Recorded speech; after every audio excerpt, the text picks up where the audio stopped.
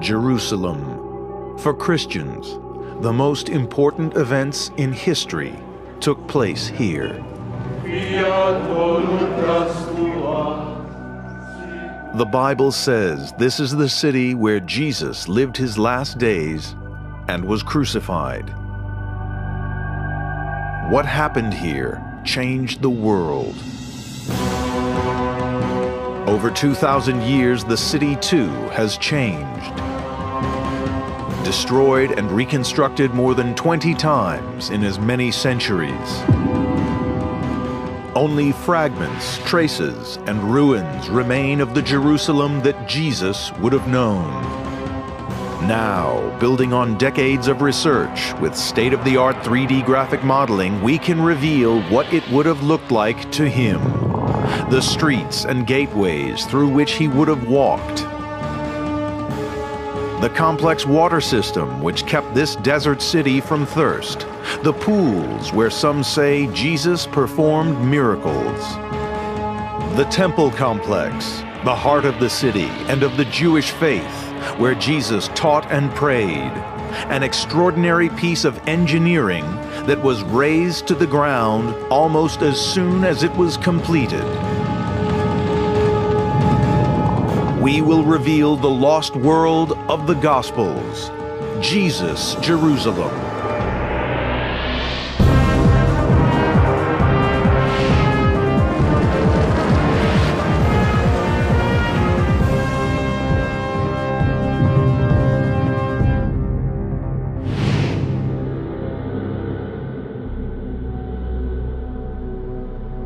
In Jesus' time, Jerusalem was the heart of Judea, the kingdom of the Jews, a people defined by their religion. To them, this was the most important place in the world.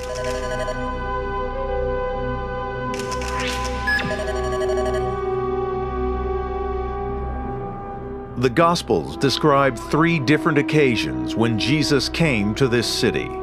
40 days after his birth, when his parents presented him to the priests in the temple. At the age of 12, when he came to teach. And for the last week of his life. He entered the city walls in triumph and then left them to die on a cross. Jerusalem in the first century is the center of everything for the Judean world. There's a strong contrast between where Jesus has come from and the Jerusalem to which he arrives. His hometown was Nazareth, a small settlement 75 miles to the north. Nazareth had a reputation for being rough and uncivilized. It could not have been more different from Jerusalem. He comes from the country, and now he's coming to the city. If we imagine Jesus coming to Jerusalem for the first time, he must have been absolutely awestruck by this structure which is enormous relative to everything around it. This structure is the Temple Mount. For investigators trying to piece together what this city looked like in the first century, it presents a unique challenge. Most of what was built here has been lost to time, destroyed within decades of Jesus' death by a rampaging Roman army. And because this site is sacred to 3 of the world's great religions, Judaism, Christianity, and Islam, no excavations have been allowed here for more than 150 years. Nevertheless, through detective work and the study of ancient records, it is now possible to rebuild the Temple Mount as Jesus knew it and uncover the secrets of its construction. It was the brainchild of Herod the Great, king of Judea at the time of Jesus' birth. Herod's achievements will always be overshadowed by what is written about him in the Bible. That he ordered the slaughter of newborn babies, that he tried to murder the infant Christ. Herod generally gets a bad rap in history. Herod was an extraordinarily skilled administrator. He was also a visionary builder, not just what he did to aggrandize the temple and the Temple Mount. He built this extraordinary fortress at Masada. He built this extraordinary palace complex at Herodian. He wanted to be remembered. He wanted to be Herod the Great. And so the world that Jesus lived in was one molded by his would-be killer. In around 15 BC, Herod had embarked on a plan to build a new temple complex, far more grand than what already stood there. He would triple the size of the existing structure to make it cover an area equivalent of 25 football fields. He would surround it with huge walls. But he faced two major engineering challenges. Firstly, in Jewish thinking, there was only one possible location for the temple. He would have to demolish the existing structure, and the priests didn't trust him. They didn't believe he'd finish the job. To prove his good intentions, every stone needed for the new building would be quarried before work began on the site. 1 million tons of stone from sites all around the city. It took 8 years. A still greater challenge was that the summit of the Temple Mount was a peak, not a plateau. More than that, it was simply too small for Herod's plans. Herod arrived at a simple but extraordinarily ambitious solution. He made the mountain bigger. The Temple Mount that Jesus knew was in fact the largest man-made structure on earth. The floor of the plaza, which would hold up to 250,000 people, was effectively a roof. It covered a network of chambers. If we look at the Temple Mount today, we see a flat, huge area, which is all leveled. But in matter of fact, it is all artificially built. There is a mountain hidden at the very center, and the mountain looked like that, and what was added is a hanging floor going all the way here, and the walls around here, the retaining walls, support it. How one hang a floor like that? By supporting it with a lot of arches, walls below. In the southeastern corner of the Temple Mount, there are 4 levels of arches making vaulted rooms. Each arch is 20 feet wide and 20 feet high. The technique of arch building is well known in Herod's time. The Romans use it extensively. What's different here is that Herod's men used not concrete, but the local limestone. The result was a perfectly executed piece of engineering with 3 major advantages. It was strong enough to carry the weight of tens of thousands of pilgrims. It was long-lasting. It helped it to last almost forever. We are now looking at the building 2,000 years later, and it is still here, and strong and very impressive. It was also light. If Herod had tried the alternative, to simply fill this space with earth or rubble, the weight on the retaining walls would have been far too great. They would have had to have been made even thicker, or they would have collapsed. As it was, the walls that surrounded the Temple Mount were vast. They were 15 feet thick, and rising above the plaza, they stood more than 120 feet high. They were made from hand-carved stone blocks. The Temple Mount is about a mile in circumference. So we can say that a single layer of stone would be, let's say, 800 to 1,000 pieces. On average, each of these stones weighed around 9,000 pounds, roughly the weight of a full-grown elephant. Some were much bigger. Archaeologists have located the largest of the blocks used in the Temple Mount's construction. It can be found in what are called the rabbinical tunnels. Now buried by 2,000 years of progress and change, in Jesus' time it was in plain view at street level. Dr. Jody Magnus is a world expert on the architecture of Jesus' Jerusalem. This very large stone is part of what's called the master course. The idea was to stabilize the Temple Mount by incorporating a row of stones that are much bigger, taller, and heavier than all of the other stones. Its size is hard to comprehend. It is 20 times larger than the largest stone used in the building of Egypt's pyramids. It's over 40 feet long, 10 feet high, and weighs over 400 tons. Jesus or any other visitor to Jerusalem would have been confronted by a building of vast, intimidating scale. And Herod's builders took this into account with a trick of enormous skill. Each row of stones, as you work your way up, is slightly set back, slightly offset from the one below. This, first of all, gives a stability to the lower parts of the walls necessary to carry the weight above, and it also creates, or I should say corrects, an optical illusion. If the stones had been laid flush, perfectly straight one above the other, the building is so monumental that when you looked at it, it would have seemed to have been leaning over, it would have seemed to have been top-heavy. So this actually makes it look as if the wall rises straight. The stonemasons were so skilled that the fit between the stones was almost airtight.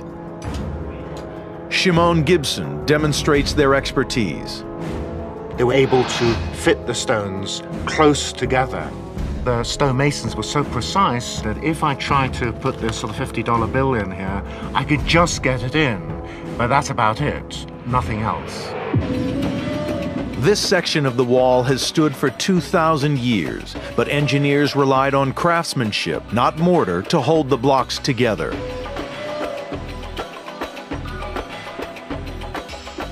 "18,000 people were employed in building these walls. Work began 15 years before Jesus' birth. It was still going on 80 years later. The complex as Jesus knew it was the world's biggest construction site. But we can now create what it looked like on completion, the largest structure on Earth. It stood for only 5 years before a brutal Roman army tore it down. According to the Gospel of St. Mark, Jesus is said to have pointed to the structures on Jerusalem's Temple Mount and said, "Do you see these great buildings? There will not be one stone left upon another that will not be thrown down." 40 years later, these words were proved to be prophetic. The Roman army, suppressing a Jewish revolt, destroyed the temple. The result for modern investigators is one of the most tantalizing challenges of biblical archaeology: to recreate the Holy Temple as it stood in the middle of the Temple Mount. It has taken the work of generations of scientists and scholars to build a picture of what Jesus would have seen when he came here. On entering the Temple Mount, he would move upwards through a series of courts or open spaces. He would pass a sign written in Greek warning all foreigners, meaning non-Jews, that if they passed beyond a certain point, they would be put to death. Then he would be in the Court of the Women, the last place where women were allowed. This was the outer court of the temple proper, or sanctuary. At the top of 15 semicircular steps was the beautiful gate, leading to the court of the Israelites, and opened only to ritually purified Jewish males. Jesus would not be able to go beyond that point because within the temple itself only the priesthood entered. And the Holy of Holies at the back of the temple, only the high priest entered, and only once on the Day of Atonement per year. Piecing together the evidence from written sources, it's possible to establish what the exterior of this jealously guarded sanctuary looked like. Archaeologists have calculated the height of the temple sanctuary compared to the structure that stands there now, the Muslim Dome of the Rock. The wonderful Islamic building there is exactly half the height of the temple at Herod's and Jesus' time. So this cavernous structure was the height of a 15-story office block. Our investigators want to know how the temple's builders managed to erect such a building with only the very primitive tools and lifting devices available in Jesus' time. It's clear that it would have required vast manpower. The accounts say that since every stone of the building was to be regarded as holy, 1,000 priests were trained as stonemasons. Dr. Guy Steibel believes he can identify evidence of their quarries. One of the exciting things is that this cave preserved so freshly. In an underground cavern 2 miles from Jerusalem, he has found a series of chisel marks. They match the exact shape of the stones used to build Herod's Temple Mount. And what you can see here very clearly, you can see a line horizontally here, and another line goes down here, and you can see the edge of it. Basically, they would use sort of pickaxe, cutting grooves, and then using crowbar to lever or to detach the stone block from the cave itself, from the wall of the cave, and remove it. Some of these tools are still being used today. But in Jesus' time, the workers didn't have access to trucks or earth movers. You can see very clearly that from the chiseling mark, this is a fairly neat straight line. Once it was removed, you can shape it exactly to the measurement that was required by your architect. And you wish to do it here, because then you have to schlep it, to carry it all the way, whether to the Temple Mount or to another area of construction. If you reduce the waste and all the things that you won't need later on, you have less weight to carry. So they were very, very practical. Transportation required a combination of brute force and innovative engineering. Archaeologist Dr. Ronnie Reich has recreated one solution that the builders used. It's called a metagenes. It's a simple but effective system. The stone block becomes an axle between 2 wheels. 10 men could roll it to and fro. Each one of them actually moved 900 pounds of stone. And this is, of course, a burden that a single person cannot do by himself. So it's with this device that stone was moved. When the stones had been delivered to the site, they still had to be maneuvered into place. On average, each one weighed at least 10 tons. Simple cranes were used to lift them. Here we have constructed a bipod with ropes and pulleys, and the ropes can be pulled with levers. With 8 people working, we could lift the stone 1 meter, 2 meters, 3 meters high, and then let it down easily. The end result would certainly have been magnificent. But one aspect of the temple's construction has always proved mysterious. The writer Josephus says that the temple was covered in marble and gold, and that from a distance it looked like a snow-capped mountain glittering in the sun. Some modern investigators find this hard to believe. And the reason is there's no marble in Israel, in ancient Palestine. It doesn't exist. It all has to be imported from other places like Turkey and Greece. And we have very, very little marble imported to this country in the time of Jesus. It's not until later that marble starts to be imported in any sort of quantities. Hillel Gelva may have found the answer. Deep below the street level of contemporary Jerusalem, he's excavated the preserved ruins of a rich person's house.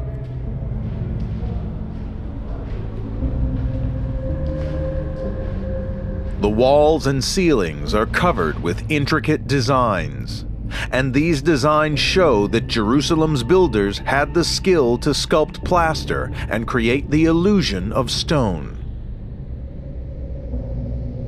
This wall has been cut to mimic the framed blocks that make up the walls of the Temple Mount. This is imitation in plaster of construction in large blocks. Each block have a frame, and here it was left white, not decorated, but other examples are with decoration. It seems possible, then, that the sanctuary's awe-inspiring facade was created using a very cunning technique. So in my opinion, when our sources describe the temple as being made of marble or covered with marble, what they actually mean is that the building was made of a shining white stone, or perhaps stone covered with a polished stucco. We can now show the temple as it would have looked when Jesus saw it.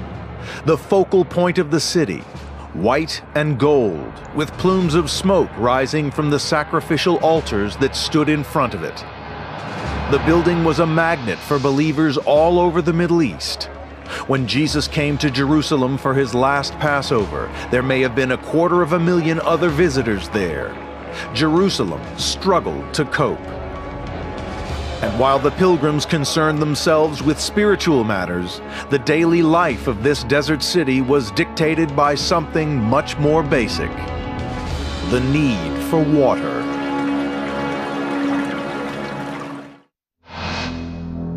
Tradition has it that 1 week before his death, Jesus entered the city of Jerusalem in triumph.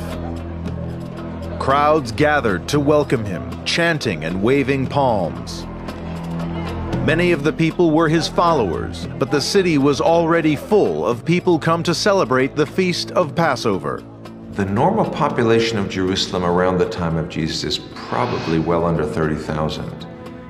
And probably during the time of the festivals, certainly the Passover festival, one can imagine that it might have been 10 times that. It might have been 300,000. Jerusalem at this moment was the fastest growing settlement in the Middle East. It received over 1 million visitors a year. Our investigators have been trying to build a picture of what the city looked like and how it handled this massive influx of people. Some of the benefits seemed positive. Pilgrims brought wealth. The construction of the temple itself engendered or created a lot of money. People came to Jerusalem as pilgrims. They had to spend money for lodging, for food, for gifts and souvenirs along the way, and of course pay the temple tax and also pay for sacrifices. Decades of deep excavation along the western wall of the temple have uncovered the remains of a street, 30 feet wide and 3,000 feet long, which functioned as a shopping mall. It's known as the Herodian Street. Jesus would have walked here. This is the main street, the main thoroughfare of Jerusalem. And you have just to imagine the large number of people coming here to buy and sell things in the various shops along the street, or those who came on pilgrimage. This is the heart of Jerusalem. Some archaeologists call this place Wall Street, acknowledging that it's the financial heart of the city. They have also pieced together physical evidence of the close relationship between these commercial interests and the spiritual life of the temple. Examination of the wall at the southern end of the street reveals the remains of an arch. It's known as Robinson's Arch. More than 50 feet tall and with a span of at least 40 feet, it served as one of the main entrances to the temple complex. And built into its base, against the walls of the Temple Mount, were stores that would sell goods to pilgrims. That area, the area below it leading down to the great stairs that leave behind what is called Robinson's Arch, all of that one can imagine just overflowing with commerce. And all of these people, after all, they're heading up to the temple, and meanwhile, all along the way, there are hawkers saying, buy this, buy that. Jesus must have encountered a scene like this as he entered the temple. Furious at what he saw, he set out to confront the authorities for the first time. It's said that he makes his way into the area called the Court of the Gentiles. Like every Jewish male, he had to pay a 2-shekel temple tax. The special coin needed could only be bought from the money changers in the temple complex. They had a reputation for corruption. I can imagine that, changing money might lead to fraud, to taking advantage of innocent people from the countryside, etc., who are not used to city life. And he probably was standing aside and looked and watched those people cheating occasionally, and this made him mad. This is the one occasion in the Gospels when Jesus is said to have shown his rage. It's going too far within the temple precincts as far as Jesus is concerned. Get out of here. He made a whip and threw them out, turned round the tables and said, "What you're doing, you are converting my father's house into a cave of robbers." But if pilgrims gave the city its income, they also had to be provided for, and the most valuable resource in Jerusalem was water. Jerusalem was and is a desert city. It stands 2,500 feet above sea level. The nearest river is 25 miles away. How do all those thousands upon thousands of people in Jerusalem get their drinking water? There were 30 rain-filled reservoirs around the city. The largest held a volume of water equivalent to 20 Olympic swimming pools, and yet supply could barely meet demand. They must have crowded around them. They must have waited around them for their turn, because there weren't that many, and there were many pilgrims. People didn't only need water for domestic purposes. They need an inordinate amount of water for purification purposes. They need to be ritually pure to go up to the temple and visit it. As part of daily religious observance, and particularly before going to the temple, every Jew was required to cleanse himself ritually by washing in what was called living water. Jerusalem had many pools designed for this purpose, called mikvahs. It was at the biggest and busiest of these, the Pool of Siloam, where Jesus is said to have performed one of his final miracles. In the Gospel of John, we hear of the story of him healing the blind man. He takes some dirt from the ground, spits on it, smears it on his eyes, and says, "Now go and wash in the Pool of Siloam." It was a chance discovery during engineering work on a nearby pipe that led Ronnie Reich to pinpoint the precise location of this pool and understand just how large the Siloam pool was. Fed by one of Jerusalem's only natural springs via a tunnel 600 yards long, it's thought to have covered up to 20,000 square feet. If Jesus did heal a blind man who came and bore witness here, then the story of this apparent miracle would have been heard by hundreds and then spread throughout Jerusalem. It was a public challenge to the city's authorities.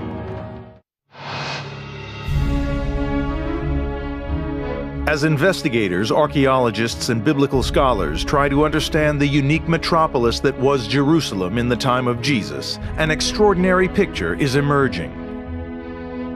This is a desert city obsessed by water, where spiritual matters govern every aspect of daily life, where practical, innovative engineering sits side by side with mysticism, where in the run-up to big religious festivals, crowds would gather at key points in the city. Shimon Gibson has been part of the team trying to uncover and recreate the most intriguing such site, the Bethesda Pool. Lying to the north of the temple complex, it is at this pool that, according to the Gospel of John, Jesus told a paralyzed man to take up his bed and walk.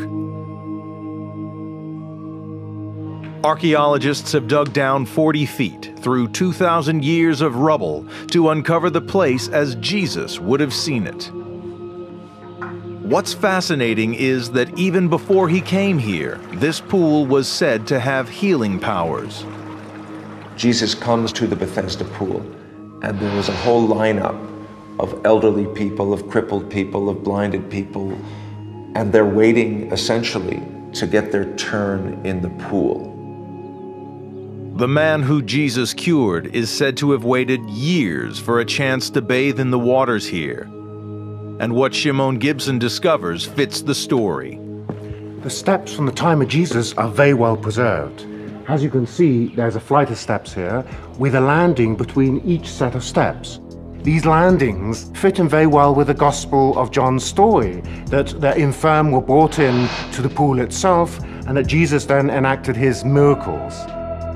The reason that the sick were carried here to rest on the landings and bathe in the waters was that the waters were said to bubble and churn red with blood.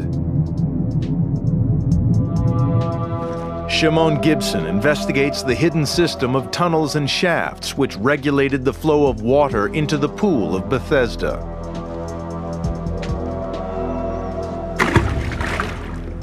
This was what produced the pool's famous bubbling. This is the area of the sluice gates, and you have two openings, one larger one at top, another smaller one at the bottom. The sluice gates gave precise control over the depth of water in the pool. They were accessed via a vertical shaft sunk through 50 feet of rock. If I can, let's see, here we are. So to demonstrate how people would have climbed up and down this shaft, I'm climbing up here, and it's roughly about this level that a pulley system would have been utilized. They would then extract the plug. It was hard work, but it was an ingenious system. Shimon has also found an explanation for the apparent presence of blood in the water. Here in this rock-cut wall, you can see here this fissure, and within the fissure is this reddish soil. Within the barrier wall, within the tunnel which was cut through between the two pools, the soil is even redder. When the water was flying through from the northern pool, those who were coming down to be purified would have thought that perhaps blood was emerging from the water. At the same time, the Temple Mount was often awash with real blood. Because once a pilgrim had made himself ritually pure, his next duty would be to go and offer a beast for sacrifice. At the time of major festivals, such as the Passover, which brought Jesus to the city for the final days of his life, vast numbers of animals would be killed every hour. It was sacrifice on an almost industrial scale. At Easter, Pesach, just imagine several thousands of sheep being slaughtered on a single day. This is the background to Jesus' last days. We have a clear picture of what Jerusalem was like at the time that he was arrested, tried, and killed. But many people want to try and get closer still, to pinpoint the places where these events are said to have played out. It's not just historians and archaeologists. Every year, hundreds of thousands of pilgrims come to the city in the hope of walking where Jesus walked.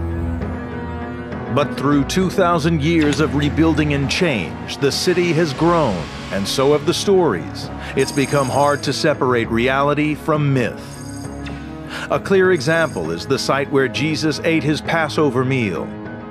The way in which he is said to have broken bread here has formed a blueprint for Christian services ever since. And that's why so many come to this room, the Senecal, or upper room on Mount Zion, because they believe that it happened here.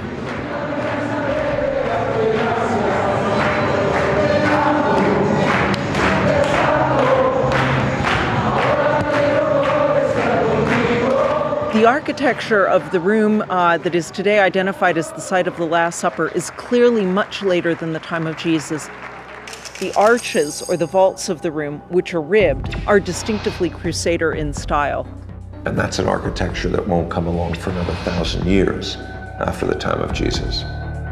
These vaulted ceilings belong to the 12th century, when crusading European armies were battling Muslim forces for control of the Holy Land.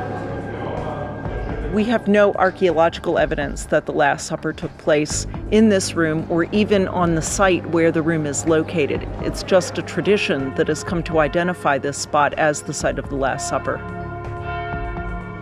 This site was the location of one of the earliest Christian churches, but there's also been a mosque and a host of other buildings here. It's likely the Last Supper was in one of Jerusalem's private houses. It would have looked completely different than the church. Because it would have been in a simple house. The roofing would have simply been flat wooden beams covering the ceiling, and nothing like the arches and vaults that you see today. The Gospels say after the Last Supper, Jesus went with 3 of his disciples to the Garden of Gethsemane.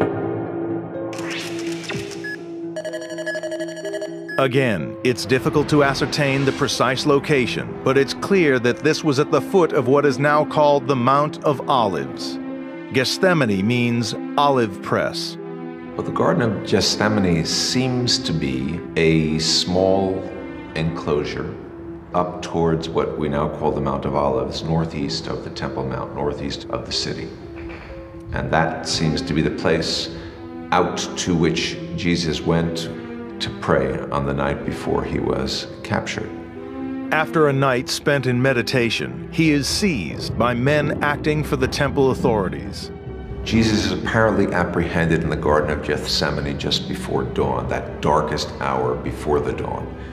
And the question is, where is he taken?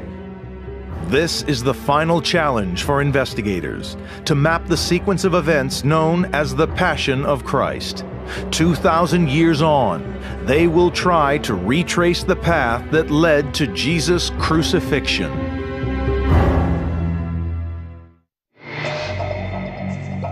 The Gospels agree that after his arrest, Jesus was brought to the residence of Pontius Pilate, Judea's Roman governor.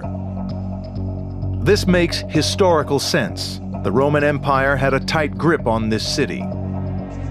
A big political decision, such as the execution of an apparent rebel or revolutionary like Jesus, had to be made by Rome's representative. Again, tradition has attached itself to one particular site as the place where Jesus was beaten, paraded before the mob, and then sentenced. Generations of pilgrims have been told that it happened at the Antonia Fortress. The Antonia was the headquarters for the garrison of Roman soldiers stationed in Jerusalem. Very little remains of it now, but investigators have been able to reconstruct it from ancient writings. Situated at the northeast corner of the temple, it was a block-shaped structure with 4 massive towers, each well over 50 feet high. As such a strong image of Roman domination, it's clear why the Antonia came to be associated with Pilate and the trial of Jesus. Today, almost nothing of it remains.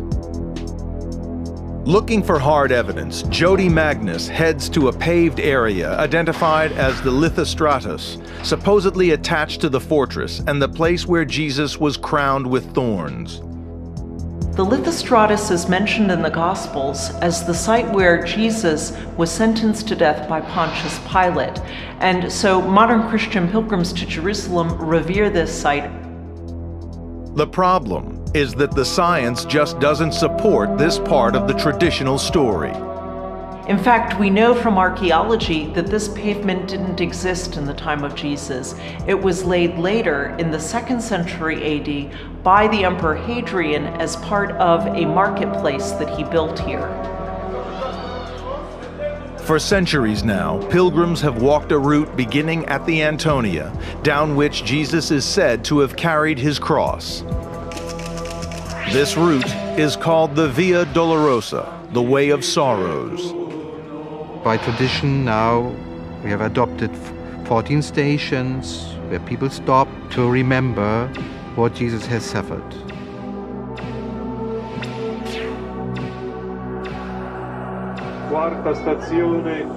But there is little to prove that this is the right route. People who believe they are following the footsteps of Jesus to the point and place where he's confronted by Pontius Pilate, where the soldiers hold him in captivity, where they jam the crown of thorns on his head, may be mistaken. The idea that this is the route that Jesus took is based on a simple misconception, that Pilate's residence and the headquarters of his troops were the same place. Actually, records suggest that Pilate probably lived in another building, a palace constructed by Herod.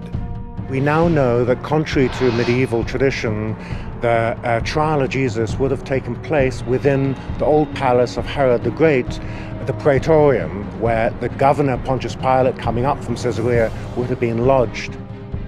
No trace of this palace has been found, but we do know that it stood to the southwest of the temple. And if this was Pilate's residence and Jesus was brought here, then his final journey did not follow the Via Dolorosa. Modern Jerusalem is not the city that Jesus knew, and it is almost impossible that anyone could now walk the exact path that Jesus took. For most of the people here, it's the spiritual dimension to this journey that's important.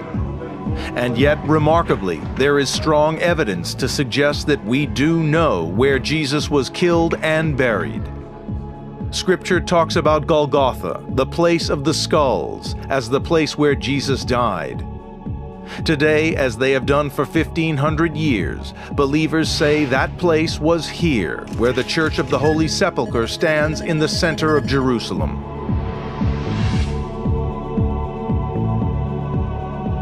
It is thought that this place only became a church 300 years after the death of Jesus.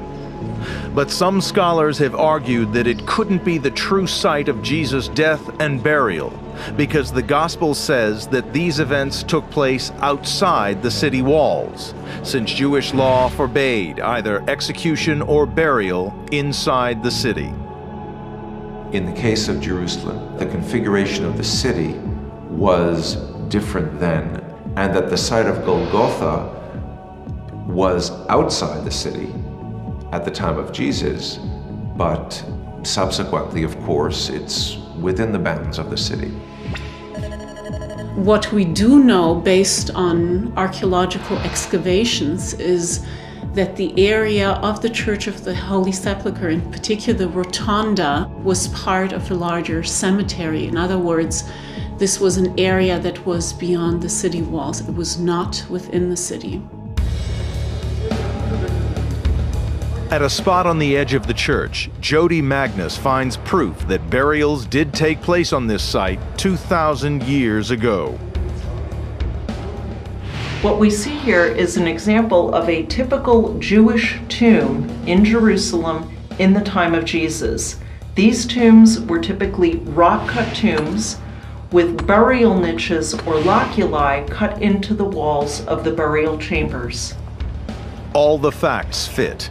The weight of the evidence suggests that this really might be where the burial took place. The location of Jewish tombs on this spot is as close as we can get archaeologically to saying that this is the authentic spot where Jesus was crucified and buried.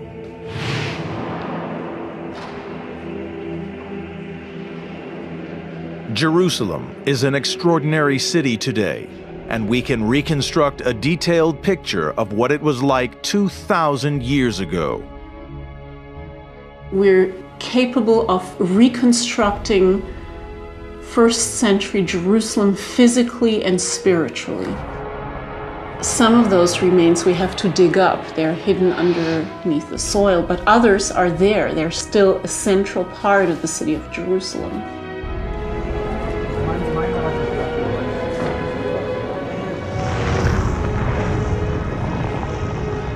By rebuilding it, we get a glimpse of a time and a life that, whatever we believe, played a massive part in shaping our world.